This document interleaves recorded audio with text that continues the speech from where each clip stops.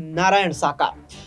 अब ये नाम उत्तर प्रदेश की सियासत में भी खूब इस्तेमाल किया जा रहा है, क्योंकि हाथरस में बीते मंगलवार को जो भगदड़ मचने से 100 से ज्यादा लोगों की मौत हुई, उस मामले ने तूल पकड़ लिया है। और न केवल तूल पकड़ा है, बल्कि इतना बड़ा कांड हुआ और उसमें 100 से ज्यादा लोगों की मौत हो गई। ऐसे में सवाल पहला निकल कर ये आता है कि इसका जिम्मेदार कौन है। वो सत्संग कराने वाला नारायण साकार अब फरार चल रहा है। और मामले में जो एफआईआर पुलिस ने अब तक दर्ज की है, उस एफआईआर में आयोजनकर्ता और एक अज्ञात के खिलाफ एफआईआर है। यानी कुल मिलाकर के बाबा के खिलाफ, या कहें कि उस एफआईआर में बाबा का नाम नहीं है। लेकिन अब उस पूरे कांड का एक वीडियो निकल कर सामने आया है। उस वीडियो में देखा जा सकता है कि जो भीड़ उस सत्संग में शामिल होने के लिए पहुंची, उसका अंदाजा भी लगाना मुश्किल है।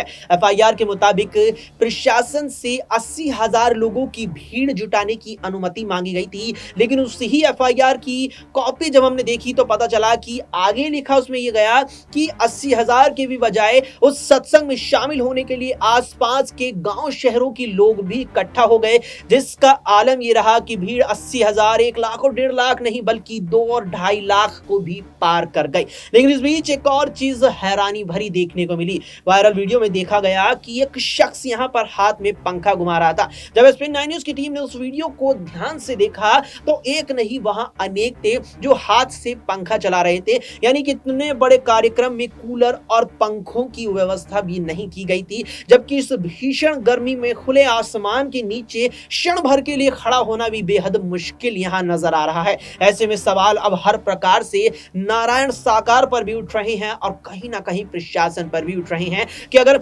80,000 की अनुमति मांगी गई थी तो क्या सुरक्षा व्यवस्था ऐसी थी कि 80,000 से कुछ ऊपर भीड़ हो जाए तो उसे यहां कंट्रोल में नहीं लिया जा सकता। और साथ ही अब इस मामले पर सियासत भी शुरू हो गई है। नेता प्रतिपक्ष राहुल गांधी से लेकर सपा प्रमुख अखिलेश यादव तक ने सरकार पर सवाल उठाए हैं और इस मामले में जल्द से जल्द फरार हुए बाबा की गिरफ्तारी की भी मांग की है। फिलहाल के लिए इतना ही। देश दुनिया की तमाम खबरों के लिए देखते रहें SPN 9।